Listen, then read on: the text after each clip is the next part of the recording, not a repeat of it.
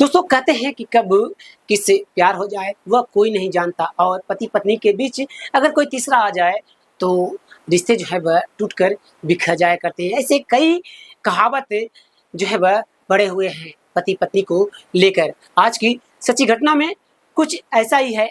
एक पति जो अपने घर में सीसीटीवी कैमरा लगवाने के लिए वह गेहूँ बेचकर करीब 20,000 रुपये इकट्ठा करता है और अगले ही दिन वह सीसीटीवी कैमरा लगाने के लिए बाजार जाने ही वाला होता है। लेकिन उस रात कुछ ऐसा होता है जिसे सुनने के बाद आपके पैर तले जमी खिसक जाने वाली है। नमस्कार दोस्तों, मैं करण राज, आप देख रहे हैं अनोखी अपराध तक। ये सच्ची घटना है उत्तर प्रदेश के कानपुर के लक्ष्मण खेड़ा गांव की। वहीं का रहने वाला धीरेन्द्र पासी, जिसकी उम्र 36 साल थी। धीरेन्द्र पासी अपनी पत्नी रीना और अपने बेटे और अपनी बुजुर्ग माँ के साथ गांव में बहुत ही खुश से अपनी जिंदगी व्यतीत कर रहा होता है। वह खेतों में पूरे दिन काम किया करता और वह घर पर शाम में आया करता और जो पत्नी थी वह घर को संभाला करती। जो धीरेन्द्र पासी था वह पूरे मेहनत कर रहा होता है ताकि उसका परिवार जो है वह सही से चल सके और सभी खुश से रह सके।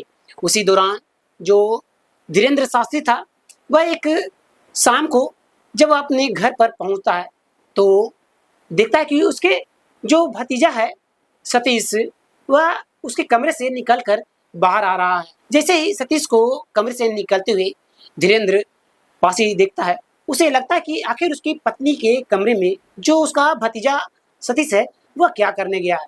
जब भी जो धीरेन्द्र शास्त्री था वह अपने भतीजे के पास पहुंचता है और कहता है कि तुम मेरे कमरे से निकल कर बाहर आ रहे हो। जो सतीश था वह कुछ कहता, तभी वह देखता है धीरेन्द्र कि उसकी पत्नी जो रीना है वह भी कमरे से बाहर निकलकर अपनी साड़ी को संभालती हुई बाहर निकल रही है। जो धीरेन्द्र था उसे कुछ समझ में नहीं आ रहा होता है कि आखिर घर में जो है वह उसका क्या चल रहा है। क्या उसका भतीजा और जो उसकी पत्नी रीना है उन दोनों के बीच कहीं अफेयर तो नहीं। इस बात को सोचकर जो धीरेन्द्र था वह अपनी पत्नी के पास पहुंचता है और बड़े ही प्यार से बैठकर बातचीत करता है कि तुम जो है वह सतीश को कमरे में बुलाई थी, कोई काम था उससे जरूरी क्या। जैसे इस बात को रीना सुनती है धीरेन्द्र की पत्नी, वह कहते हैं कि हाँ उसे कुछ काम था, कमरे का जो पंखा है वह खराब हुआ पड़ा है, इसलिए मैंने सोचा कि क्यों ना सतीश को बुलाकर उसे पंखे को मैं दिखवा दूँ ताकि वह जब देखे तो वह अगर उससे ठीक हो पाए तो वह ठीक कर देगा, नहीं तो मिस्त्री के पास लेकर चला जाएगा। जैसे इस बात को धीरेन्द्र सुनता है अपनी पत्नी की बातों को तो वह मुस्कुराते हुए अपनी पत्नी की ओर देखता है और कहता है कि क्यों ना अब जो है वह हम लोग को घर में सीसीटीवी कैमरा लगा लेनी चाहिए। जैसे इस बात को धीरेन्द्र की पत्नी रीना सुनती है, उसके चेहरे पर जो मुस्कुराहट थी वह अचानक से गायब हो जाती है और वह अपने पति की ओर देखने लगती है और कहती है कि सीसीटीवी कैमरे के लगाने की क्या जरूरत है, जो ऐसे ही ठीक है, क्यों झूठ मूठ के खर्चे जो है वह तुम बढ़ाना चाहते हो। जो सीसीटीवी कैमरा घर में नहीं लगेगा। जो धीरेन्द्र था वह कहता है कि ठीक है, मैं जो हूँ वह देखता हूँ, अगर मेरे पास पैसे हो जाएंगे तो मैं जो हूँ वह घर में सीसीटीवी कैमरा लगा दूंगा ताकि हमारा घर और परिवार जो है वह सुरक्षित रह सके। जो रीना थी वह इस बात को सुनकर वह मुस्कुराती है और वह तुरंत किचन में खाना बनाने के लिए चली जाती है। धीरे धीरे वक्त बीत रहा था, समय बीत रहा था। जो धीरेन्द्र पासी था वह अपने गेहूँ को बेचने के बाद उसके पास करीब 20,000 रुपये इकट्ठा होते हैं तो वह सोचता है कि क्यों ना वह उन पैसों से जाकर वह सीसीटीवी कैमरा घर में लगवा ले और वह तुरंत काफ़ी खुश से अपनी पत्नी के पास पहुंचता है और कहता है कि कल वह बाजार जाएगा और बाजार से वह सीसीटीवी कैमरा लेकर आएगा और घर में वह लगा देगा।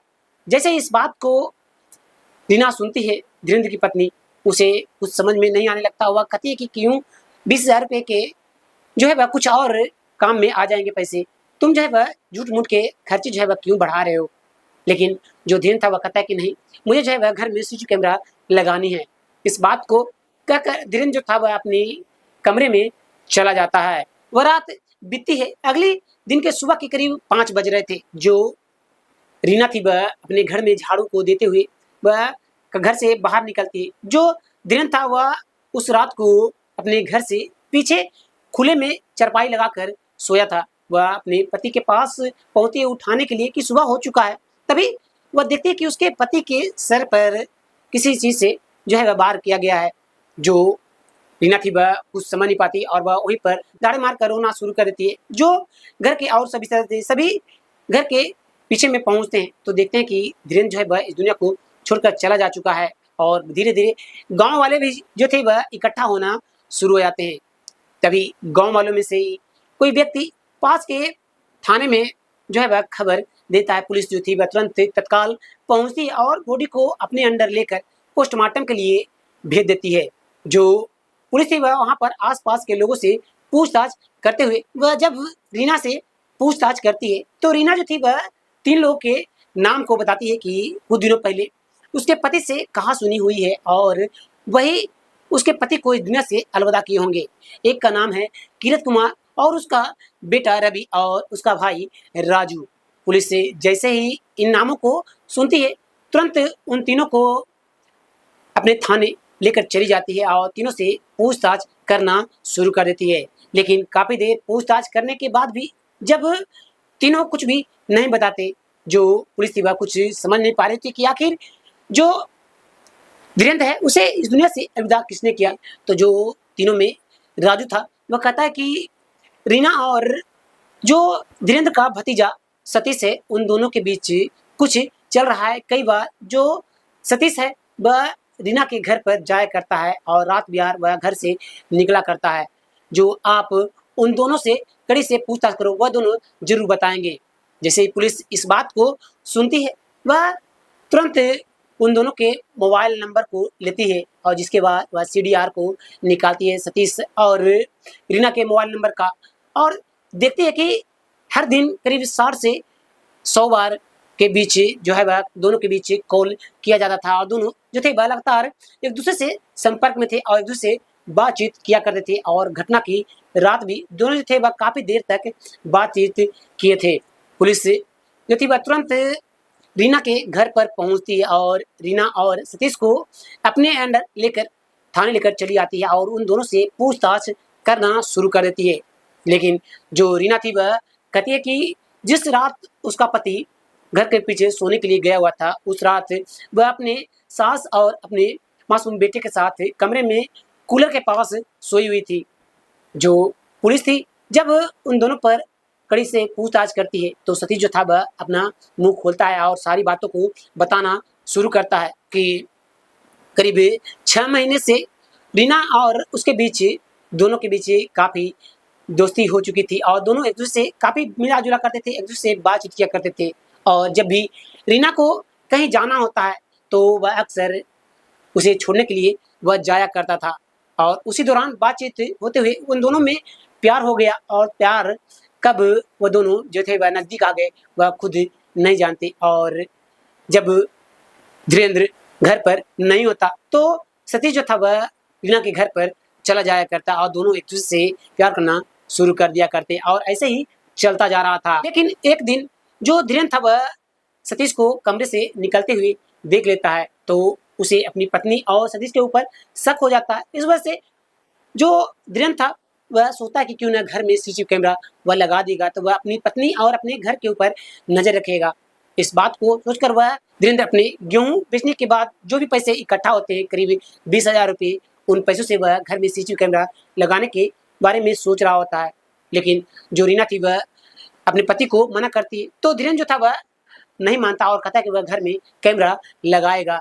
इस बात को लेकर जो रीना थी वह सतीश के पास कॉल करती है और उससे बातचीत करती है कि जब धीरेन्द्र घर में सीसीटीवी कैमरा लगा देगा तब वह घर में नहीं आ सकता और उसे वह नहीं मिल सकती, इसलिए हम दोनों के बीच रोड़ा जो है वह धीरेन्द्र बना हुआ है उस रोड़े को हम लोग हटा देते हैं। इस बात को सुनकर जो सतीश था वह हामी को भर देता है। दोनों मिलकर प्लानिंग करते हैं और 11 मई रात के करीब 8 बज रहे होते हैं। जो रीना थी वह अपने पति के पास बड़े ही प्यार से खाने को लेकर पहुंचती है और उस खाने में वह नींद की दवाई मिला देती है, जिस खाने को खाकर जो धीरेन्द्र था वह अपनी पत्नी से बातचीत करते हुए कमरे में सोने के लिए जाने लगता है। तो जो रीना थी वह कहती है कि कमरे में मैं आओ तुम्हारी माँ और मेरा मासूम बेटा जो है वह कूलर के पास सो जाएंगे, तुम जो है वह खुले में जाकर घर के पीछे सो जाओ चारपाई लगाकर। जो बाहर में हवा जो है वह बहुत ही स्वस्थ चल रहा है। जैसे इस बात को धीरेन्द्र सुनता है, वह हामी को भर देता है और जो रीना थी वह अपने पति के साथ घर के पीछे पहुंचती है और चारपाई को लगाती है और दोनों एक दूसरे के साथ करीब 1 घंटे तक बातचीत करते हैं। धीरे धीरे जब रीना देखती है कि उसका पति जो धीरेन्द्र है वह गहरी नींद में सो चुका है, तो तुरंत वह सतीश के पास कॉल करती है और कहती है कि उसका पति जो है वह अब सो चुका है, तुम चले आओ। जो सतीश था वह तुरंत पहुंचता है रीना के पास और दोनों एक दूसरे को देखते हैं। जिसके बाद रीना जो थी वह उनके पास में रखे एक लकड़ी के टुकड़े को दिखाती है। जिसके बाद जो सतीश था वह उस लकड़ी के टुकड़े को लेता है और धीरेन्द्र के सर पर दे मारता है, जिससे धीरेन्द्र जो था वह इस दुनिया को छोड़कर चला जाता है। जिसके बाद रीना और सतीश दोनों उस लकड़ी के टुकड़े को धोने के लिए वह वहीं के घर के बाथरूम में पहुंचते हैं। उस बीच में कई बूंदे उनकी जो थी वह फर्श पर गिर जाती है। उन बूंदों को जो दोनों थे वह साफ करते हैं। जिसके बाद दोनों बाथरूम में पहुंचते हैं और दोनों बाथरूम में ही उस लकड़ी के टुकड़े को रख देते हैं और दोनों नहाने के बाद जो सतीश था वहाँ से चला जाता है। अगले दिन जब होता है तो रीना ड्रामा करते हुए वह अपने घर से झाड़ू लगाते हुए अपने पति को उठाने जाती है और वह रोना शुरू कर देती है, जिसे सुनकर आसपास के गांव के जो सभी लोग थे वह पहुंचते हैं। जैसे ही पुलिस इस बात को सुनती है वह तुरंत उन दोनों को बताए हुए पर तुरंत घर में पहुंचती है अपने फोरेंसिक टीम के साथ और वहाँ पर फिंगरप्रिंट्स और कई साक्ष्य जुटाती है। कई सबूतों को जुटाने के बाद पुलिस जो थी वह उस लकड़ी के टुकड़े को भी अपने अंडर ले लेती है और उन दोनों को सबूतों के साथ कोर्ट में पेश किया जाता है। जिसके बाद कोर्ट जो थी वह उन दोनों की जेल के सलाखों के पीछे भेज देती है। सो दोस्तों, आप इस घटना के बारे में क्या कहना चाहते हैं, कमेंट कर जरूर बताइएगा। और आप इस वीडियो को किस शहर किस गांव से देख रहे हैं, अपने गांव और अपने शहर का नाम जरूर लिखें ताकि हमें भी पता चल सके कि हमारा वीडियो कहां तक पहुंच रहा है। फिर मिलते हैं एक और वीडियो में एक और सच्ची घटना के साथ। आप देखते रहें अनोखी अपराध तक।